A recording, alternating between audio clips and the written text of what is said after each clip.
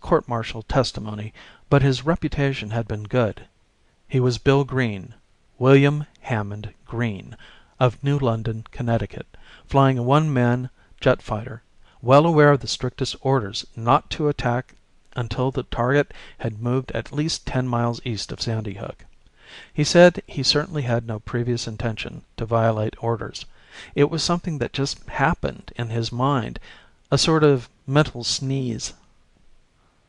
His squadron was approaching Rockaway, the flying creature about 3 miles ahead of him and half a mile down. He was aware of saying out loud to nobody, "Well, she's too big." Then he was darting out of formation, diving on her, giving her one rocket burst and reeling off to the south at 840 miles per hour. He never did locate or rejoin his squadron, but he made it somehow back to his home field. He climbed out of the cockpit, they say, and fell flat on his face. It seems likely that his shot missed the animal's head and tore through some part of her left wing. She spun to the left, rose perhaps 1,000 feet, facing the city, side-slipped, recovered herself, and fought for altitude. She could not gain it. In the effort she collided with 2 of the following planes. One of them smashed into her right side behind the wing. The other flipped end over end across her back, like a swatted dragonfly. It dropped clear and made a mess on Bedloe's Island. She too was falling, in a long slant, silent now but still living. After the impact her body thrashed desolately on the wreckage between Lexington and 7th Avenues, her right wing churning, then only trailing, in the East River, her left wing a crumpled, slowly deflating mass concealing Times Square, Herald Square, and the Garment District. At the close of the struggle, her neck extended, her turtle beak grasping the top of Radio City. She was still trying to pull herself up, as the buoyant gases hissed and bubbled away through the gushing holes in her side. Radio City collapsed with her.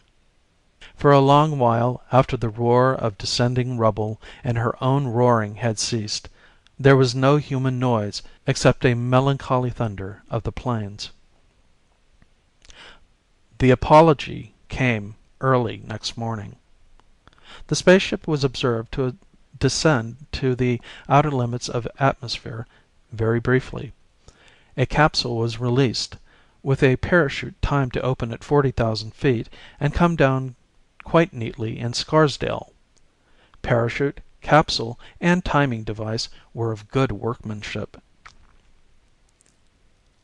The communication engraved on a plaque of metal, which still defies analysis, was a hasty job, the English slightly odd, with some evidence of an incomplete understanding of the situation. That the visitors were themselves aware of these deficiencies is indicated by the text of the message itself. Most sadly regret inexcusable escape of livestock. While petting same, one of our children monkeyed spelling with airlock. Will not happen again. Regret also imperfect grasp of language. Learn through what you term television, etc. Animal not dangerous, but observe some accidental damage caused. Therefore hasten to enclose reimbursement, having taken liberty of studying your highly ingenious methods of exchange. Hope same will be adequate, having estimated deplorable inconvenience to best of ability. Regret exceedingly impossibility of communicating further, as pressure of time and prior obligations forbids. Please accept heartfelt apologies and assurances of continuing esteem.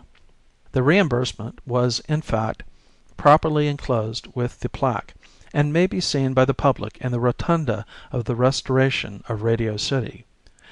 Though technically counterfeit, it looks like perfectly good money, except that Mr. Lincoln is missing one of his wrinkles, and the words $5 are upside down. End of THE GOOD NEIGHBORS by Edgar Pangborn